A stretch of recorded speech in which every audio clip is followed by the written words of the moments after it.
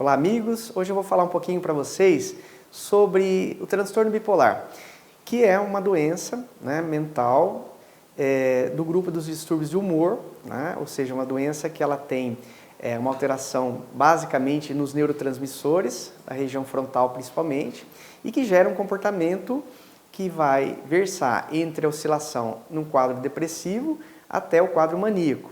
E essa alternância dos dois comportamentos com graus variados, causando realmente a maior parte dos comportamentos, que muitas vezes são comportamentos até estereotipados dos pacientes portadores desse distúrbio.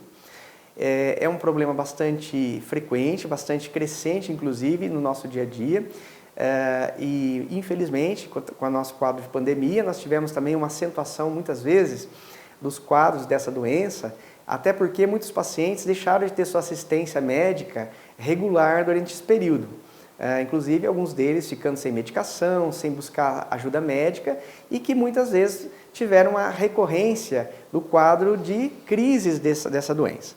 E, dessa maneira, esse comportamento muitas vezes estereotipado, indo do quadro de depressão, a depressão na forma bipolar, não a depressão comum, a depressão maior, mas uma depressão associada ao quadro da doença e que muitas vezes necessita de uma medicação mais específica, não necessariamente uma medicação sozinha, às vezes é um quadro de uma medicação um pouco mais ampla, no caso de cobertura para esse quadro, e que, ao contrário também, você deixando descoberto esse tratamento, pode também evidenciar o quadro maníaco, o quadro daqueles comportamentos estereotipados, aqueles comportamentos excessivos e que essas manias são diversas.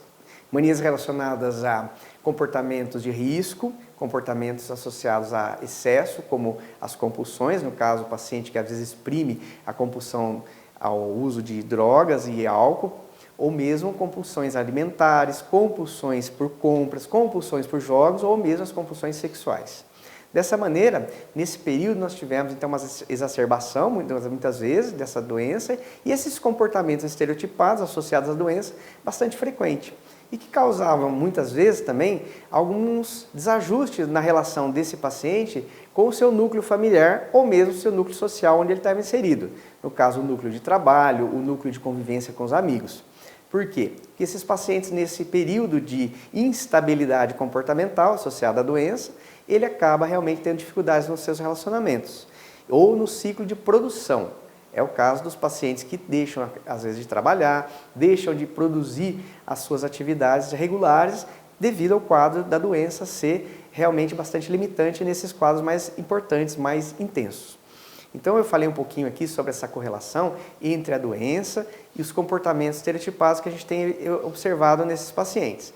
E as famílias, inclusive, estarem atentas para os seus pacientes, que são familiares e que são portadores dessa doença, saber também deles, se muitas vezes eles estão realmente sendo medicados, se eles não abandonaram o tratamento ou se nesse período que eles estiveram ausentes nos consultórios, ou mesmo os profissionais que os atendiam, se realmente eles continuaram tendo assistência adequada ou não. Até porque, muitas vezes, o familiar não sabe, eventualmente, que ele realmente deixou de ter assistência. Então, a família também serve para nós como um suporte de auxílio ao nosso paciente e ela muitas vezes traz para nós a informação ou traz o próprio paciente para que ele seja melhor medicado, melhor atendido naquele período, inclusive, que ele está tendo as crises ou as exacerbações do quadro.